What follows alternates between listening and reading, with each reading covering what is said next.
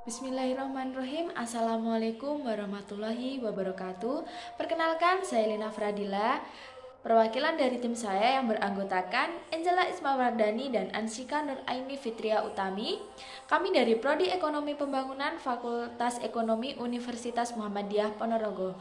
Di sini saya ingin mempresentasikan hasil prosiding kami yang berjudul Kebiasaan Merokok Terhadap Kapasitas Paru-Paru dan Aktivitas Fisik Masyarakat Indonesia. Langsung saja untuk yang pertama yaitu latar belakang. Apa sih perilaku merokok itu? Perilaku merokok adalah suatu aktivitas yang dilakukan individu berupa membakar dan menghisapnya serta dapat menimbulkan asap yang dapat terhisap oleh orang-orang di sekitarnya. Perilaku merokok juga memiliki pengaruh buruk terhadap kesehatan dan kebugaran. Kebiasaan merokok merupakan salah satu faktor utama yang mempercepat penurunan val paru-paru. Penurunan val paru dapat diperiksa dengan spirometri untuk mendapatkan nilai kapasitas vital, yang merupakan jumlah udara terbesar yang dapat diekspirasikan setelah usaha inspirasi maksimum. Sering diukur secara klinik sebagai indeks fungsi paru. Kebiasaan merokok meningkatkan resiko terjadinya penyakit kanker, kardiovaskular, dan sistem pernapasan. Ketika seorang remaja sudah mengenal dan mengkonsumsi rokok, maka kebugaran jasmaninya akan terganggu. Untuk yang selanjutnya yaitu tinjauan pustaka. Rokok adalah benda berbentuk silinder kertas yang berukuran sekitar 70 sampai dengan 120 mm dengan diameter sekitar 10 mm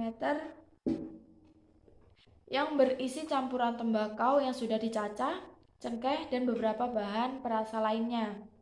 Rokok dapat dibedakan menjadi dua, yaitu rokok elektrik dan rokok non-elektrik. Untuk rokok non-elektrik sendiri berasal dari tanaman tembakau. Tanaman tembakau ini dimanfaatkan terutama untuk pembuatan rokok. Asap yang dihasilkan rokok diharapkan dapat memberikan kenikmatan bagi perokok. Tembakau yang bermutu tinggi biasanya beraroma harum, rasa isapnya enteng dan menyegarkan. Merokok berhubungan erat dengan faktor resiko lainnya, seperti hipertensi dan hiperkolesterolemia yang berkontribusi pada proses aterosklerosis. Bagi perokok pasif, rokok merupakan penyebab utama penyakit paru-paru dan kanker paru-paru dan merupakan zat karsinogen pada manusia. Perokok pasif juga terlibat dalam peningkatan aterosklerosis pada individu berusia 15 hingga 65 tahun. Apa sih bedanya perokok pasif dan perokok pasif itu?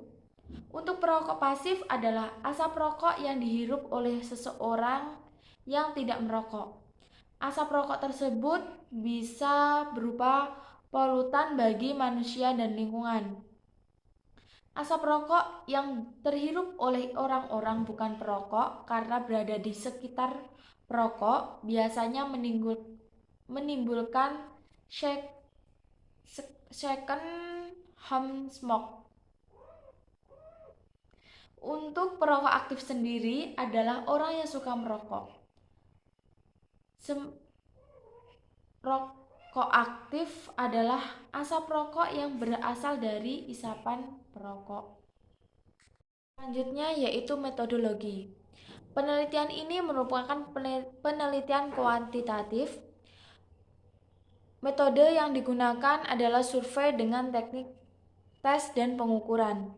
Jenis data yang digunakan dalam penelitian ini merupakan data sekunder berupa data numerik yang bersumber dari Indonesia Family Life Survey atau IFLS. penelitian ini adalah masyarakat Indonesia.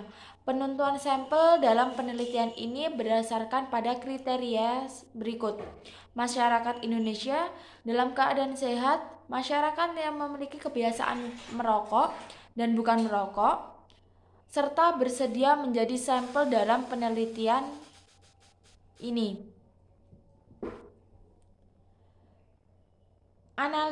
Analisis ini bertujuan untuk membandingkan antara dua faktor, yaitu masyarakat perokok dan bukan perokok. Dengan bantuan aplikasi Stata, data tersebut perlu di-cleaning terlebih dahulu untuk menghilangkan nilai-nilai yang hilang atau missing value dalam penelitian. Selanjutnya yaitu hasil dan pembahasan. Kebugaran jasmani merupakan salah satu faktor yang berpengaruh bagi kesehatan masyarakat. Kebugaran yang baik harapannya dapat mewujudkan suatu peningkatan kualitas dalam setiap aktivitas fisik baik akademik, praktik maupun kebiasaan hidup sehari-hari. Pola hidup dan lingkungan sangat berpengaruh dalam menjaga kebugaran dan kesehatan.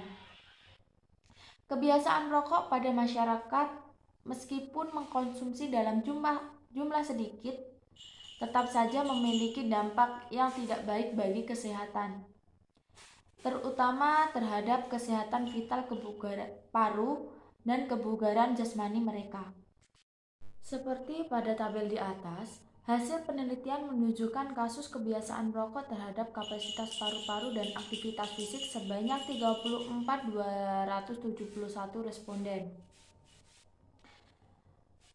Berdasarkan variabel kebiasaan merokok, responden pada penelitian ini didominasi oleh responden dengan kebiasaan merokok sebanyak 12.591 responden, sedangkan responden dengan kelompok yang tidak memiliki kebiasaan merokok sebanyak 21.680 responden.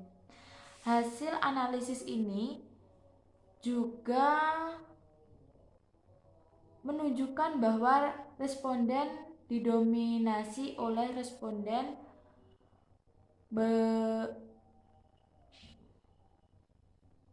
berpenyakit kronis seperti TBC, asma, dan paru-paru. Lalu dari hasil tabulasi di antara variabel rokok dan penyakit ditemukan bahwa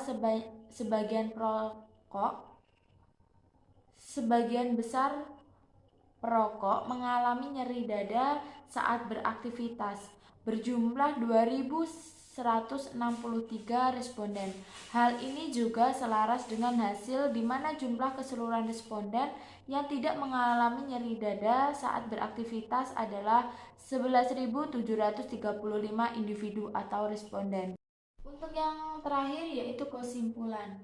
Masyarakat yang memiliki kebiasaan merokok memiliki pengaruh terhadap kapasitas vital yang dimiliki, di mana perokok memiliki nilai kapasitas vital paru lebih rendah dibanding yang bukan perokok. Nilai kadar hemoglobin pada perokok aktif lebih tinggi daripada masyarakat yang tidak merokok, sehingga terdapat pengaruh antara perokok masyarakat terhadap rendahnya tingkat kebugaran jasmani. Kebugaran jasmani melalui aktivitas fisik dan kegiatan yang positif. Bagi masyarakat yang memiliki kebiasaan rokok, dianjurkan untuk mengurangi jumlah rokok yang dikonsumsi per hari dan diusahakan untuk itu yang bisa saya sampaikan demi menjaga kesehatan.